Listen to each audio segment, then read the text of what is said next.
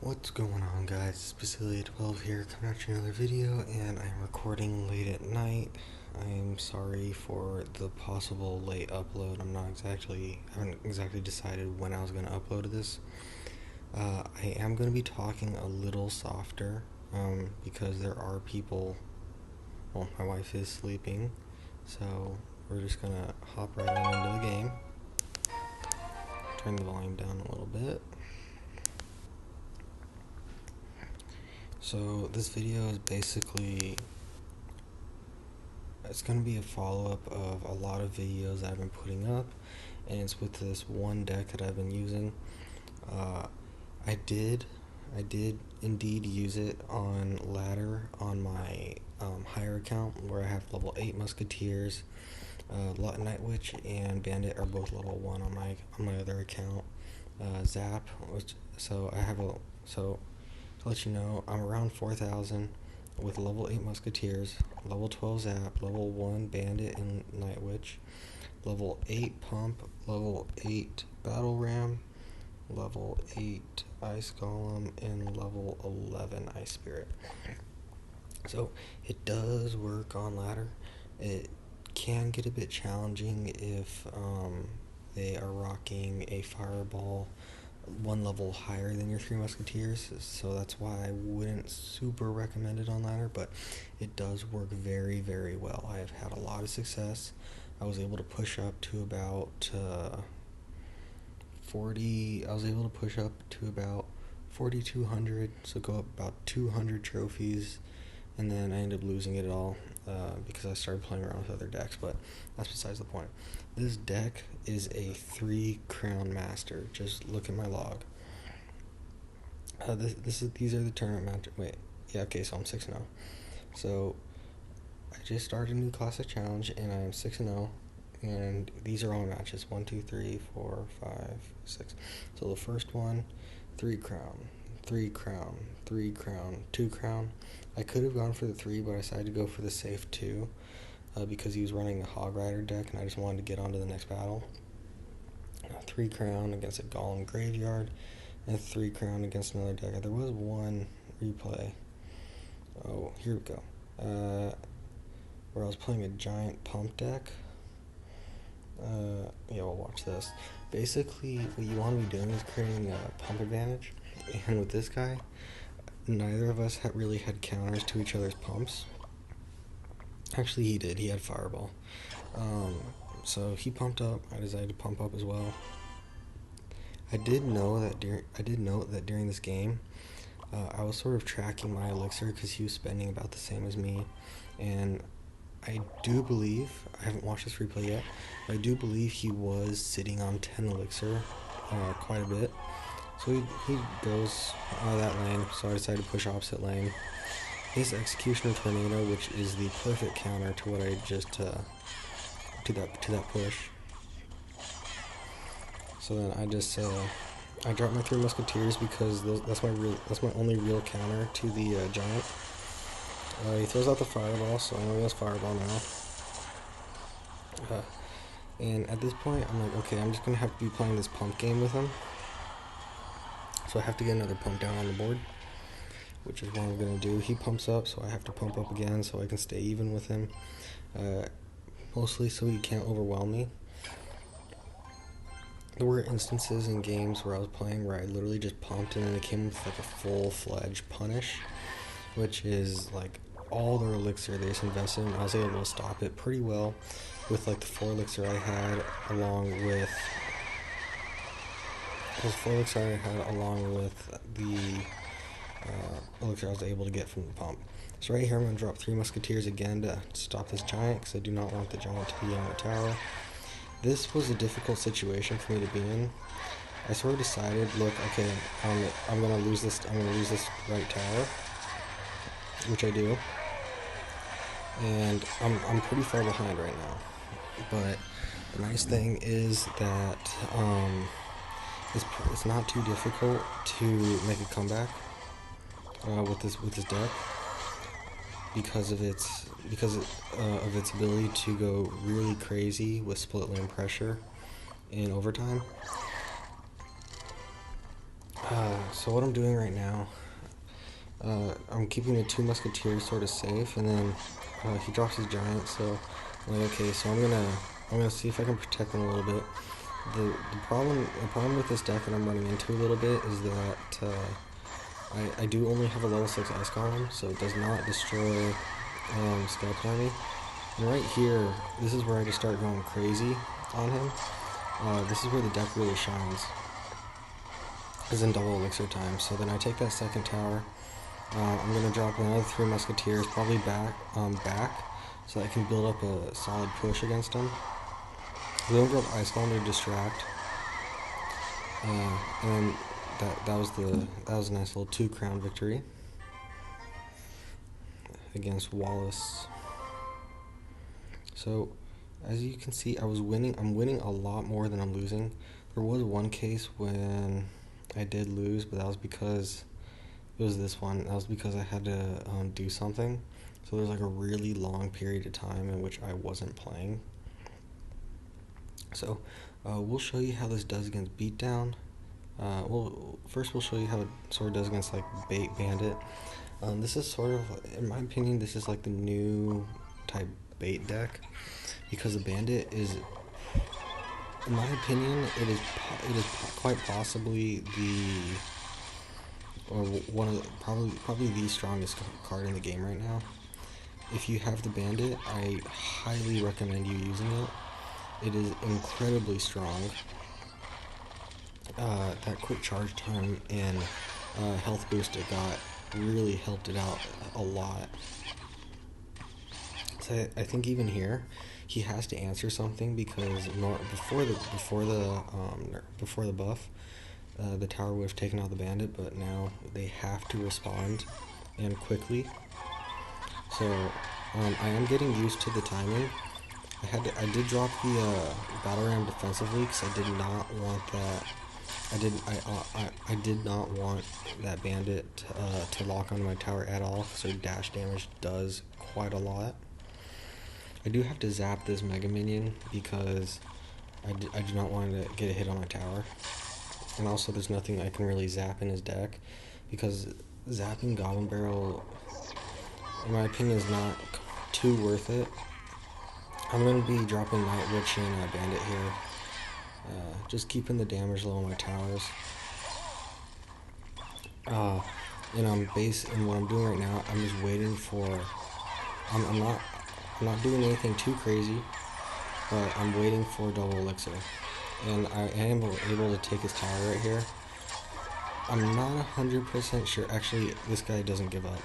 I have run into a lot of people who, a lot of my 3 crowns have been because people have just given up. And that will happen. It happens a lot with this deck. I think it may be because going up against constant 3 musketeer pressure, where they're constantly splitting, 3 muskies and applying split line pressure, it can be very, very frustrating to go up against, sort of like how Siege. So I'm going to go Bandit on this side to give someone more firepower, because my 2 musketeers are fine. And at this point, it's basically just a 3 crown right here. I let him take that tower, and then I just finish up. So that's the end of that replay. I'm not going to do any live battles, sadly, tonight. I am a little tired. I'm not... Actually, I am pretty tired. We'll show how it does against Beatdown, and the last one is my most recent one. Against Hector Victor from Toti Penchu Uno. Not 100% sure what that was. It could be another language. I'm not 100% sure, but he drops Golem, so I'm gonna do Battle Ram, Ice Spirit, Night Witch, I think, and then have my Zap ready for like Skeleton Army or whatever. It actually worked out very well with the Ice Spirit, because the Bandit locked on the Ice Spirit, and I believe this is down tower. So at this point, I was sort of thinking like, okay, I'm perfectly fine with trading towers right now, because I do believe I spent a lot less elixir. I spent 4 for the Night Witch, 4 for the Battle Ram, and 1 for the, so that's 9. He spent 8 for the Golem, another 8 for the sorry, another 3 for the Mega Minion. So that was 11, and also I got his King Tower down by half. So I'm just gonna follow up with Ice Spirit. I do not decide to go Bandit because I do believe that would be going a little too hard onto that deck. Onto that push. So right here, I was surprised he did not give up right here. I really got to give him a credit.